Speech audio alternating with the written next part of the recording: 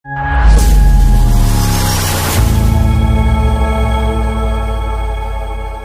है आपका आपके favourite speaker service YouTube channel में। तो आज का हमारा सब्जेक्ट होगा राजमाता जिजाऊ जिसने रचा इतिहास।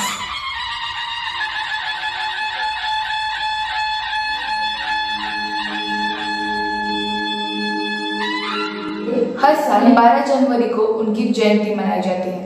मराठा साम्राज्य के गौरव की जब भी चर्चा होती है तो लोगों की जुबान पर छत्रपति शिवाजी महाराज की वीरता की कहानियां आ जाती हैं।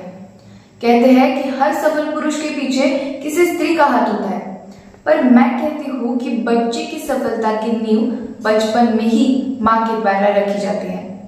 स्वराज्य की स्थापना करने वाले महान मराठा शासक छत्रपति शिवाजी महाराज की बात भी इससे अलग नहीं थी। उनकी वीरता और शालीनता पूर्ण व्यक्तिमत्व की नींव उनकी माँ जिजाऊ ने रखी, जिसने अपने शिवबा को उंगली पकड़कर चलना सिखाया। जिजाबाई छत्रपति शिवाजी महाराज की माँ ही नहीं बल्कि उनकी मित्र, गुरु, मार्गदर्शक और प्रेरणा स्रोत भी थी। पति की अनुपस्थिति में उन्होंने पिता की भी भूमिका निभाई।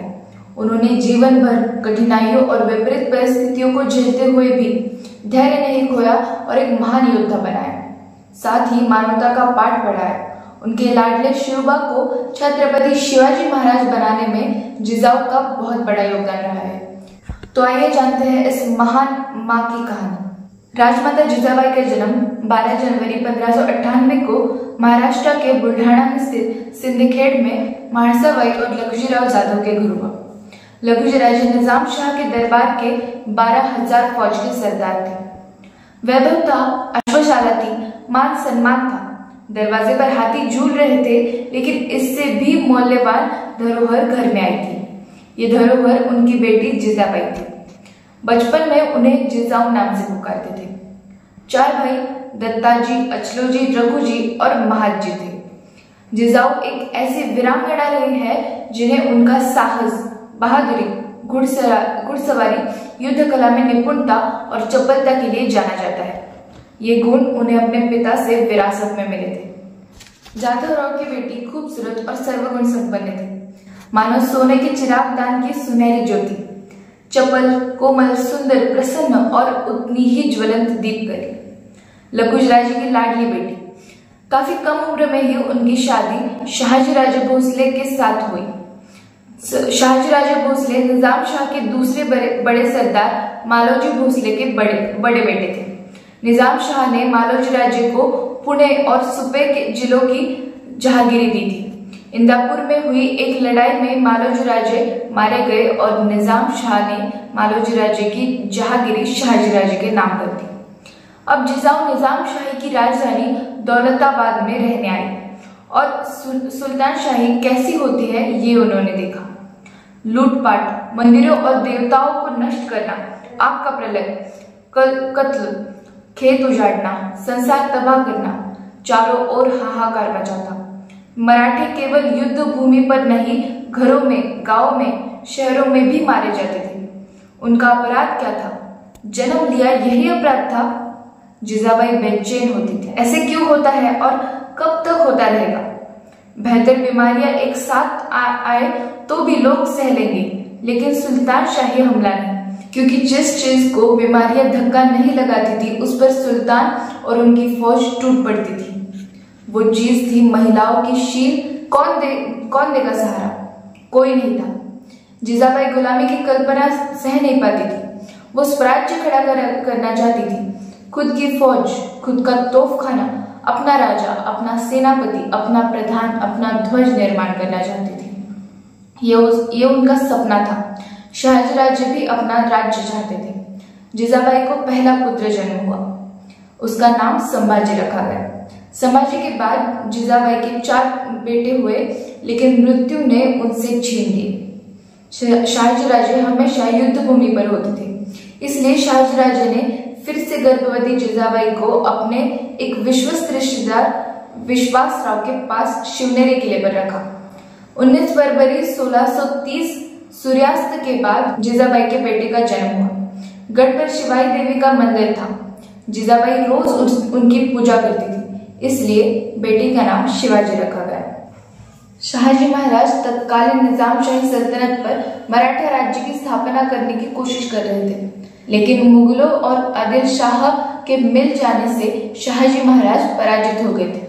शिवाजी महाराज के जन्म के कुछ समय बाद उनके पिता शाहजी महाराज को मुगल आक्रांता मुस्तफा खान ने बंदी बना लिया था।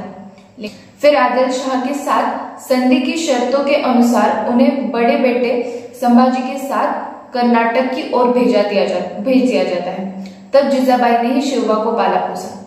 एक माँ अपने बच्चों की जिस तरह संभालती थी, उसी तरह जिजाबाई स्वराज्य के सभी लोगों को संभालती थी, इसलिए उन्हें राजमाता कहा जाता है।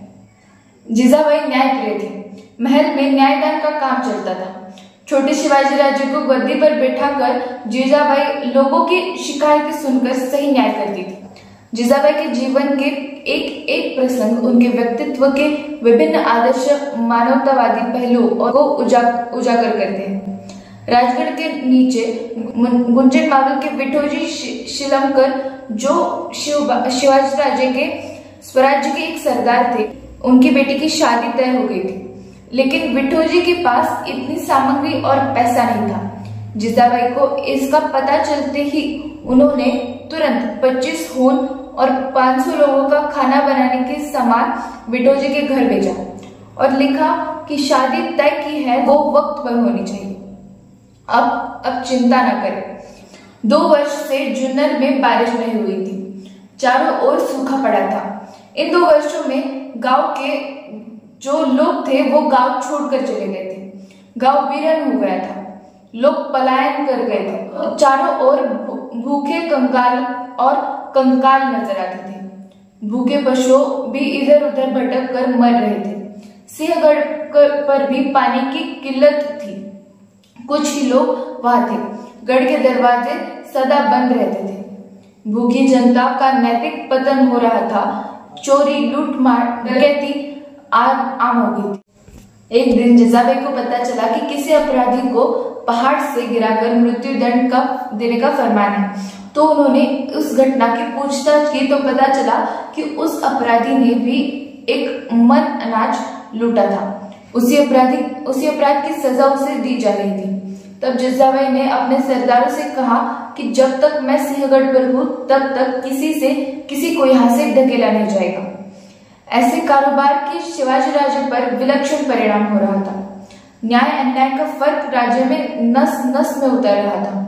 धीरे धीरे शिवाजी राज्य में न्यायदान में भाग लेने लगे। 2 साल बाद एक दिन गड़गड़ाहट के साथ बारिश शुरू हुई। बारिश अच्छी हो रही थी, लेकिन अकाल के कारण गांव के बहुत लोगों ने गांव छोड़ दिया था। इस कारण खेत जोतने के लिए लोग नहीं थे और जो लोग थे वो गढ़ पर रहने वाले थे। तब जिजाबाई अपने लोगों के साथ गढ़ से नीचे गांव में पहुंची। घरों पर जमी सूखी घास की सफाई करवाई। भटके हुए जानवरों और लोगों को इकट्ठा किया। गढ़ पर जो लोहार थे उन्होंने लोहे से खेती के लिए नांगर और औजार बनाना शुरू कर दिया। देखते ही देखते साल भर में उनकी मेहनत रंग लाई। चारों ओर हरियाली छा गई। गांव छोड़कर गए लोग धीरे धीरे फिर से वापस आकर गांव में बसने लगे। इन सभी कार्यों का बाद शिवाजी के मन पर बहुत अच्छे संस्कार हो रहे थे। शाहजी को विजापुर सल्तनत ने पुणे की जहांगीरी दी थी। शाहजी राजे ने अपने विश्वस्त सेवक दादोजी को जिजाबाई के पास भेज उन्हें पुणे में ले जाकर बसाने की जिम्मेदारी दी। वे उम्र में बुजुर्ग और अनुभवी थे। उनके आते ही जिजाबाई ने उन्हें स्वयं मुजरा किया और शिवाजी को भी मुजरा करने को कहा। इससे पता चलता है कि जिजाबाई स्वाभिमानी तो थी ही, पर अहंकारी नहीं थी।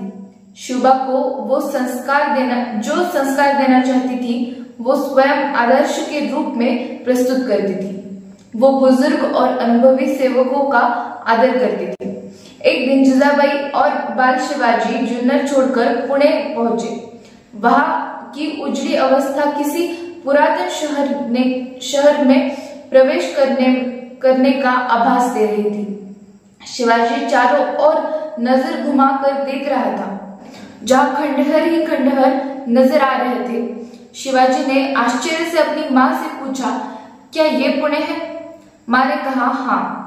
शिवाजी बोलो, लेकिन यहाँ तो अपने सिवा कोई भी नजर नहीं आ रहा।